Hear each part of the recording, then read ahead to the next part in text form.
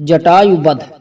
सीता की करुण पुकार सुनकर जटायु ने रावण को सीता सहित विमान में जाते देख बोले, अरे रावण, तू पर स्त्री का अपहरण करके ले जा रहा है। अरे लंकेश, यह महाप्रतापी श्री रामचंद्र जी की भार्या हैं।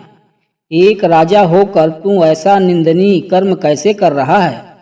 राजा का धर्म तो पर स्त्री की रक्षा करना है। तू काम के वशीभूत होकर अपना विवेक खो बैठा है। छोड़ दे राम की पत्नी को।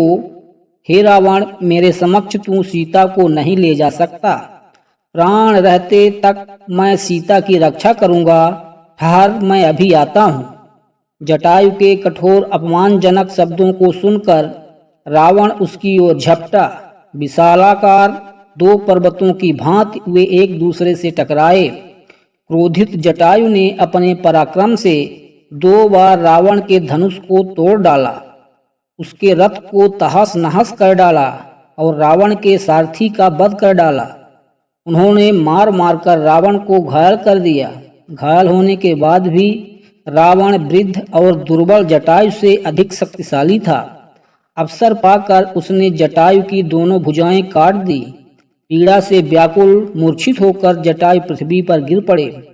जटायु को भूमि पर गिरते देख जानकी हाय राम हाय लक्ष्मण कहकर विलाप करने लगी। रावण ने सीता को उसके केस पकड़कर उठा लिया और आकाश मार्ग से लंका की ओर उड़ने लगा। उस समय उन्नत भाल वाली, सुंदर कृष्ण केशों वाली, गौर वर्णा मृगनयनी जानकी का सुंदर मुख रावण की गोद में पड़ा ऐसा प्रतीत हो रहा था जैसे पूर्णमासी का चंद्रमा नीले बादलों को चीर कर चमक रहा हो।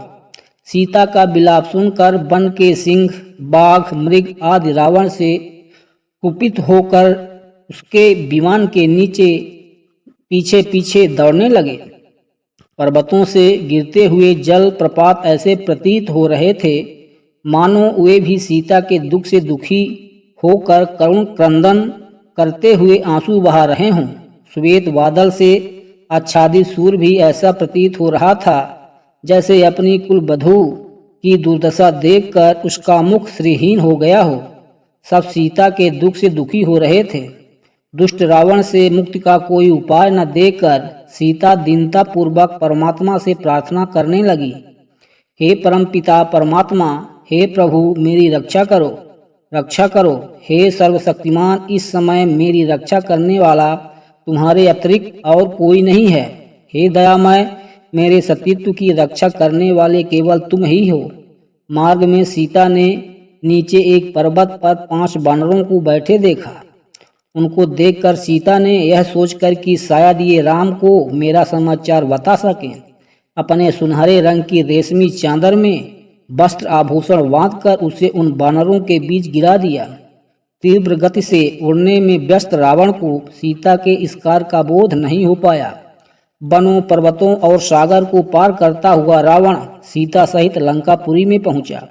वहां उसने सीता को दानव द्वारा निर्मित सुंदर महल में रखा और क्रूर राक्षसियों को बुलाकर आज्ञा दी, मेरी आज्ञा के बिना कोई भी इस स्त्री से मिलने न आ पाए।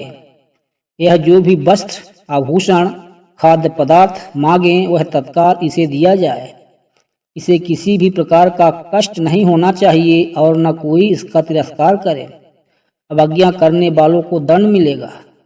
इस प्रकार राक्षसियों को आदेश देकर अपने महल में पहुंचा। वहां उसने अपने 8 शूरवीर सेनापतियों को बुलाकर आज्ञा दी, तुम लोग जाकर दंडक वन में रहो।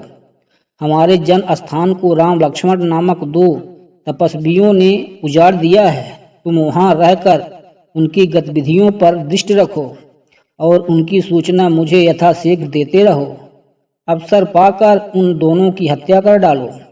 मैं तुम्हारे पराक्रम से भली भांति परिचित हूँ, इसीलिए उन्हें मारने का दायित्व तुम्हें सौंप रहा हूँ।